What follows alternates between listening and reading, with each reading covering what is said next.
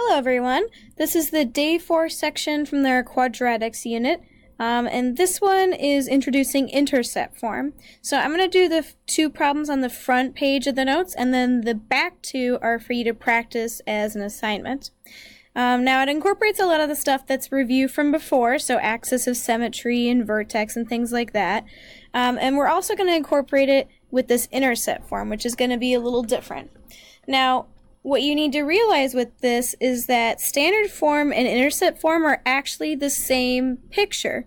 If I was to graph it out, I'd get exactly the same thing. And I'll give you an example. So let's give myself a little XY chart real quick. And we'll do -1, 0, and +1 just to show. So in red, I'll plug in -1 to this part. And you don't necessarily need to write this down, but you do need to pay attention because it's important to understand the relationship.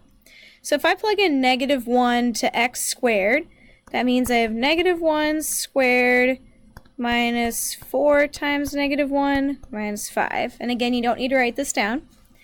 -1 squared means -1 times -1, which is +1. -4 times -1 is +4, and then I have -5 at the back. 1 plus 4 is 5, minus 5 is 0. So that means that entire group right there is actually just 0. So I'm going to write that in red. Okay, now I'm going to solve the same type of thing, but this time I'm going to plug -1 into the intercept form. So I'm just going to do it over here so I don't draw all over my graph. So if I plug in -1, still -5, I'm plugging in for x, by the way. Parentheses means times, so it's going to be times -1 plus 1. Well, -1 minus 5 is -6. -1 plus 1 is 0. -6 times 0 is still 0. So even though I did it two different ways, I'm getting 0 both times. Alright, and we'll try it with 0 just to see, and with 1. So if I plug in 0 into this one, I'm just going to kind of do it verbally. If 0 goes here, that's 0, so that's gone. Put in 0 here, that's gone, so that's 0. Well, 0 minus 5 is -5. Okay. If I plug it into the intercept form, 0 minus 5 is -5. 0 plus 1 is 1. -5 times 1 is still -5. Okay, still getting the same thing. And then we'll try a +1 just to show. If I plug in 1 here, that's 1 squared is 1. -4 times 1 is -4. Minus 5. That equals -3 minus 5 is -8. If I plug in 1 to the intercept form, 1 minus 5 is -4. 1 plus 1 is +2, still equals -8. Okay, and a way you can kind of think about this to sort of grasp this is think about water. Water is H2O. It doesn't matter if it's steam, if it's ice, if it's liquid, it's still H2O. So think about that with this. No matter what, this is going to give me the exact same graph as this one will. It just happens to be in a different form. The reason it's in this form and why we're teaching it to you is because intercept form is extremely helpful in finding x-intercepts. It's built for that reason. Okay, well, why do I care about x-intercepts so much? Well, when we're actually putting these into more real-world applications, for example, maybe the St. Louis Arch. So here's a very, very rough drawing of the St. Louis Arch. The x-intercepts are actually where it would hit the ground at. So when they were creating the St. Louis Arch, that graph, that visualization told them how far apart the legs of the arch had to sit from each other in order to get the shape that they wanted. So x-intercepts tend to be very important. And in this notes page, we're actually giving you the x-intercepts. So if you notice, x equals 5 and x equals -1. This is where those numbers come from. And x-intercept just means something that's on the x-axis. So this is where it crosses the x-axis. Now if I put a point at 5 on the x-axis and at -1 those coordinates are actually 5, 0, and -1, 0. And that's going to be true no matter what, whether I put it here or here or here. It's always going to have a y value of 0. All right, and that's how we got these x-intercepts. Because in this equation up here in my intercept form, if I have x minus 5, and I know my y value needs to be 0, what number can I put in place of x that would make this equal 0? What minus 5 equals 0? You can even make a little algebra equation down here. X minus 5 has to equal 0, because we just said y is 0. If I add 5 to both sides, that's where we're getting the x equals positive 5 from. Same idea here, only it'll end up being -1. But ultimately, the goal is that we need the y value to be 0 if we're talking about x-intercepts. So that's kind of a quick rundown of where those come from. Now, axis of symmetry I can actually get from my two x-intercepts. If I know they're at 5 and -1, symmetry means line right down the middle that splits two things into equal halves. It should be reflected across on the other side. Well, if I'm splitting it down the middle, I just need to find the middle of these 2 points to find the axis of symmetry. Well, it's 6 boxes between them. Half of 6 is 3, so if I count 3 boxes in, it should be the middle of my picture, which it is.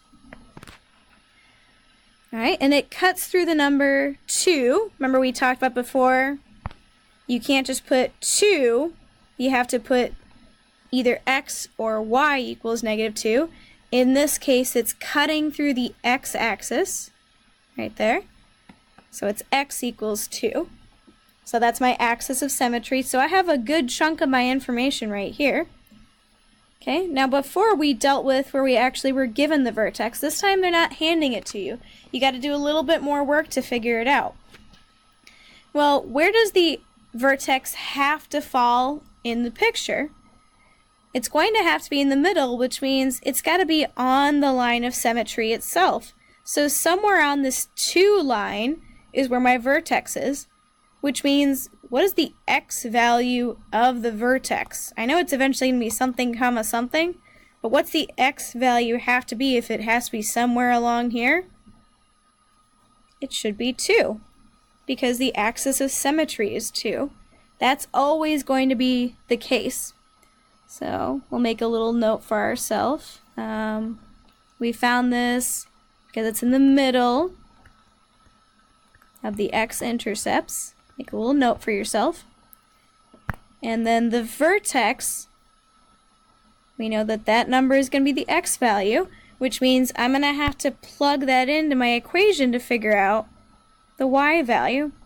So I'm going to plug 2 into the equation, and that's going to tell you what my y value for my vertex is. Now you can actually pick which form you want. If you like working with standard form better, go for it. If you like intercept form, which is actually what I prefer, you can do that. So I'm going to show that one. So instead of x minus 5 in parentheses, I'm going to plug in 2. So it's 2 minus 5 times, instead of x plus 1, it's going to be 2 plus 1. 2 minus 5 is -3. 2 plus 1 is +3. -3 times +3 is -9. So that means my vertex is at 2, -9, right down there. And that's actually all I need to draw my graph. We like to have, you know, maybe 5 points, but you actually only need 3, so this is perfect. Alright, now the last part of this is the increasing, decreasing part. And this was one a couple days ago that we talked about that really throws people off a bit. Now remember the analogy that we talked about with the swimmer diving into the water? So if I got my water here, and there's someone jumping off a diving board here, they're going to jump off and dive into the water. At some point they get to the lowest part, and then they start to go back up to the surface, so that they're up there. Okay, so think of that same thing here. When they're diving, are they increasing or decreasing? They should be decreasing. Remember, you always start on the left and you go towards the right. So this first half right here on the left-hand side is all a decreasing section. It starts over here.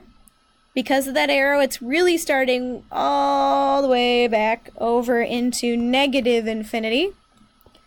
And then it continually decreases, decreases, decreases, all the way until this point right here, our vertex. Okay, and if I look here, that vertex is at 2. So it stops decreasing at 2. If it stops decreasing at 2, it's going to start increasing on the other side at 2. And then it's going to keep going, keep going, keep going, all the way to positive infinity. So kind of keep that in mind. That's your increase-decrease material. Alright, so I'm going to do this second one now. So same sort of process. I'm going to go through a little bit faster. But again, standard and intercept form, exact same picture. Doesn't matter if I do an XY chart for either one. But the intercept form is nice because I can easily get my x-intercepts from there. And this time they give it to us. But again, it's -3, 0 and -5, 0. So the y value is still 0.